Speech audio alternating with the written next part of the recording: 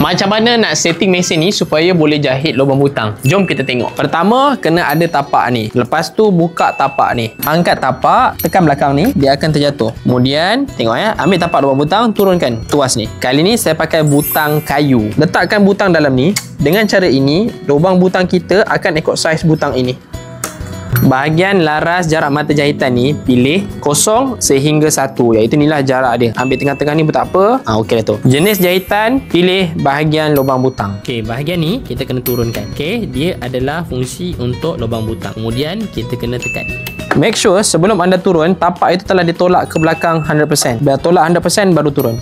Kemudian tolak ini, kalau belum tolak lah. Lepas tu kita cuba jalan. Dia akan terus ke belakang. Kemudian dia akan ada satu button ni akan tertolak. Lihat button ni ya. Button ini tertolak ke hadapan disebabkan oleh tapak lubang butang punya fungsi.